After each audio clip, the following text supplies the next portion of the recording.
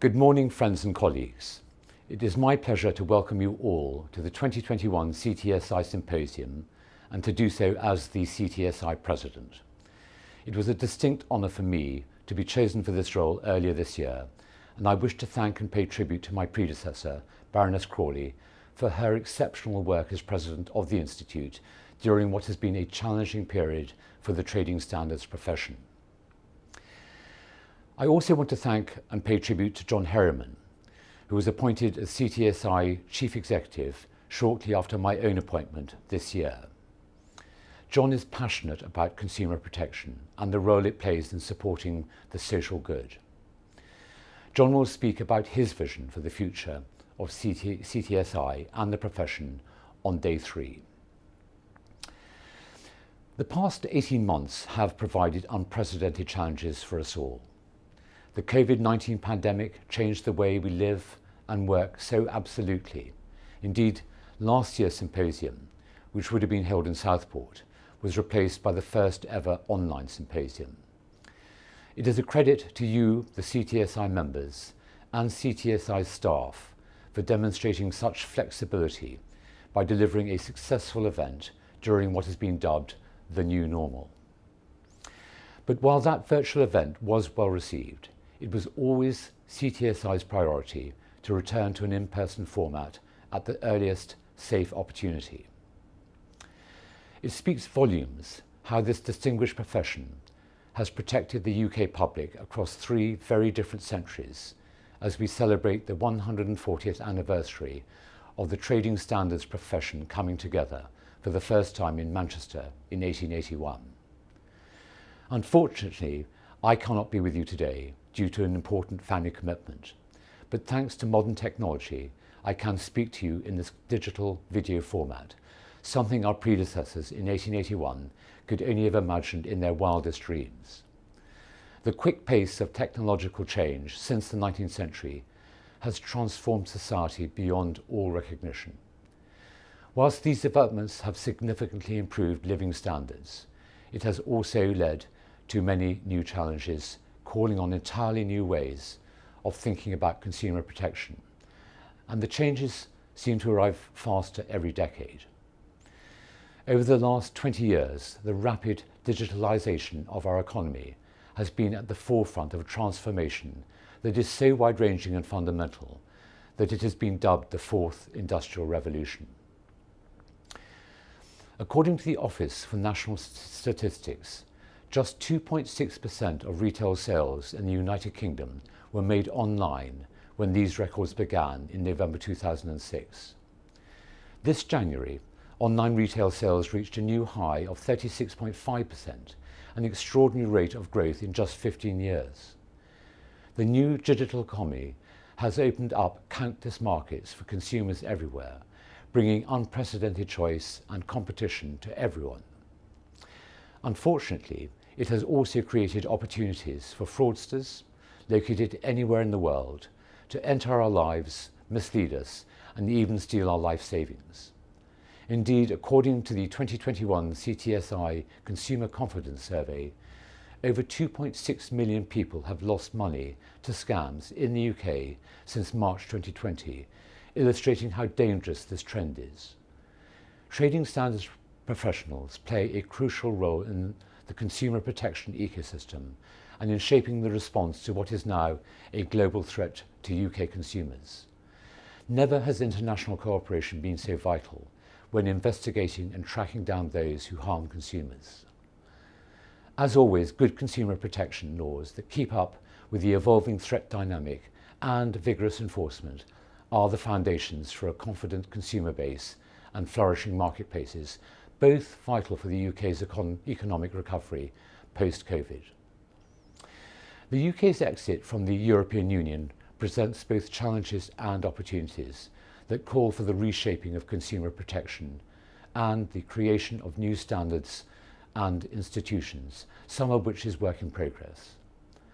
In this sense, Brexit is a process, not a one-off event, and negotiations with our friends in the European Union will likely continue throughout this decade. This makes the CTSI Symposium not only an important event for the trading standards profession, to meet up and reconnect after what is always a busy year, but also for us all to unite and present a loud and clear voice for trading standards in Whitehall, Holyrood, Cardiff Bay and Stormont during a critical time for consumer protection. This year I was asked to join the board of the Consumer Codes Approval Scheme, CCAS, as its chair, which I happily accepted, complementing my role as chair of the United Kingdom Accreditation Service, UCAS. Both are committed to educating businesses about the importance of customer-facing standards and their role in instilling greater trust, confidence and credibility in products and services. I'm happy to report that despite the challenges of the pandemic, CCAS continues to go from strength to strength, with the scheme now boasting almost 80,000 business members with no sign of slowing down. Last year, the scheme protected an estimated £135 billion worth of sales, an upward surge of £51.5 billion on the 29 figure, and I expect our upcoming report, due soon, to reflect further impressive growth in sales protection.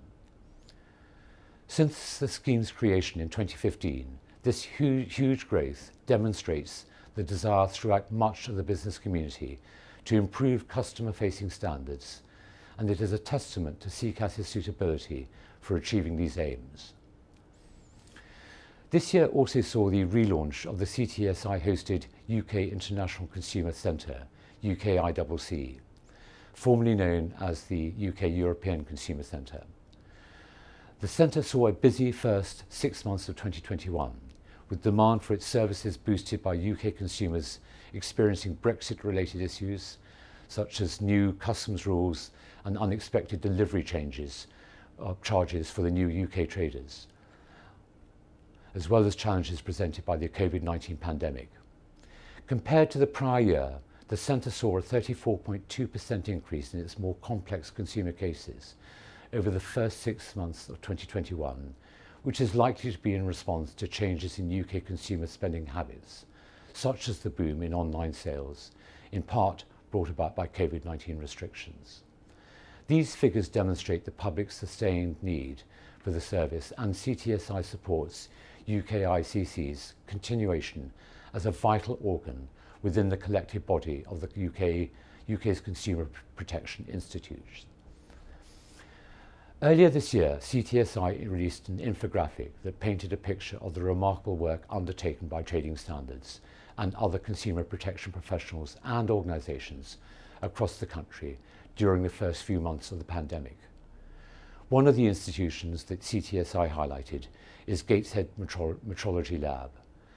The laboratory, which focuses on calibrating highly sensitive weighing equipment, played a crucial role in the pandemic response by offering a faster turnaround for its calibration of equipment used in projects aimed at mitigating the effects of the COVID-19 pandemic. The lab, jointly owned by the 5 councils of the Tyne and Wear region, is one of only a handful across the UK undertaking this crucial work. The decision to prioritise the testing of equipment that could help mitigate the effects of the virus is an example of trading standards, resources and infrastructure being deployed efficiently and effectively in the pandemic response. Above all, it demonstrates how metrology and trading standards resources are at the heart of assisting the pandemic response in ways that are not immediately apparent, and how authorities can adapt these resources swiftly in an emergency.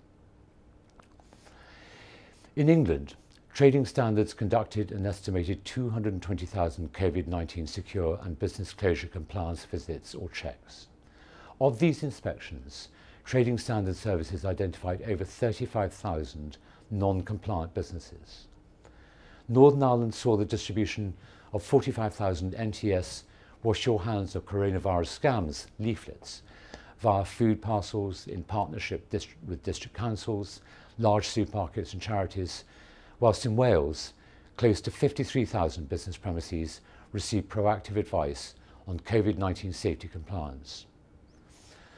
In Scotland, over 66,000 COVID-19 secure and business closure compliance visits or checks were carried out, with just under 13,000 non-compliant businesses identified.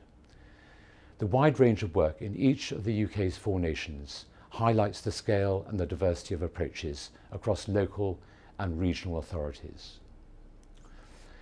Personal protective equipment, PPE, proved vital in protecting key workers from the virus, and trading standards services were at the heart of ensuring this. The East of England Trading Standards Association imports teams increased their surveillance checks at import points and prioritised their work to focus on PPE products, including face masks. Officers undertook frontline checks on products coming through both airports and seaports to ensure that unsafe and non-compliant consumer goods did not enter the UK market. Demand at Stansted Airport increased significantly overnight at the beginning of the pandemic, with double the usual officer attendance required. Over the first 6 months of the pandemic, almost 14.8 million PPE items, including face masks, hand sanitizer and gloves, were examined by teams from Essex, Suffolk and Thurrock, with over 8.8 million PPE products prevented from reaching users in an unsafe or non-compliant condition, the worst items being destroyed at the border. I applaud this absolutely sterling and undoubtedly life-saving work for the benefit of frontline health workers and many others who need the right PPE that is up to the right standards to protect themselves and their patients. Staffordshire also witnessed the steadfast resilience of trading standards professionals, with staff taking up multiple roles across the county. These roles included not only the delivery of food parcels and ensuring vulnerable members of society were protected, but also, during a darker moment of the pandemic, staff were trained up and prepared for mortuary management. The team's resilience shone through, with partnership working across all responders to the virus and with intelligence sharing between districts, county and the police, ensuring compliance and robust enforcement. On advice from the Director for Public Health, enforcers served multiple direction notices on premises where there was a serious and imminent risk to public health, including a hotel, barber shops and a working men's club, in order to prevent the spread of disease. One of the most incredible trading standard stories that came out of the pandemic involves the work of Peterborough City Council in partnership with the local charity Light Project Peterborough. Regulatory services, including a trading standards officer, were called upon to support the local authorities' efforts to house the homeless in Peterborough's hotels to help protect them from the spread of the virus. Their role included handing out food and drinks, room inspections, befriending residents and ensuring they settled in. At the peak of the project, there were 123 homeless occupants. The work has had a tremendously successful outcome, with 80 rough sleepers subsequently accepting offers of more permanent accommodation following this experience. This is the kind of social support that trading standards staff have undertaken across the country, demonstrating their profound care and brilliant flexibility, undertaking work far beyond their job description. It is the very definition of going above and beyond. These stories are just a small sample. There are hundreds of them, if not thousands, and I'm sure you will hear many of these stories over the next 3 days. CTSI received examples from every single region of the UK, all of them inspiring, making it difficult for the editors to decide on the small selection that could be published in the infographic. CTSI's role as your professional association is to tell these stories to the world so that the UK government, devolved parliaments and the public understand the full extent of your contribution to the country's welfare. Please share the story of you and your team with us, and CTSI will do its utmost to get your voices heard. Finally, I want to praise your continuing commitment to the CTSI Symposium and to CTSI itself as your professional institute. We understand the hardships that you have borne as a profession during both a tough budgetary climate and the unprecedented difficulties of the coronavirus pandemic. Throughout these challenges, you and your services have stood tall and delivered, something you should all be proud of. I also wish to thank CTSI Symposium's main sponsor, Status International, and our co-sponsors, Civica, Wagtail UK and Truecaller, for their ongoing support of the UK's largest gathering of trading standards professionals. Over the next 3 days, you will hear from some of the most experienced consumer protection experts in the United Kingdom. We can all look forward to learning about the role of trading standards in the UK's economic recovery and in shaping global Britain, the new trends in consumer vulnerability, and the importance of embracing diversity so that the profession reflects the many different communities it serves in the 21st century. You will also find many fascinating seminars conducted by experts in their respective fields. In addition, you will be able to access the exhibition hall containing stands hosted by businesses and organisations who make their own unique contributions to the profession and public protection. This year's symposium will paint vivid pictures of the future of UK consumer protection. Of course, the future is unknown, so you will witness a collage of possible futures that depend on how we act today and how we rise to the challenge. I hope you all make new and vital connections at the symposium, but above all, I hope that you enjoy the event. I look forward to meeting you all at the Mercure Grand, Bristol, at the next CTSI Symposium in 2022. In the meanwhile, be well, stay safe, and thank you very much.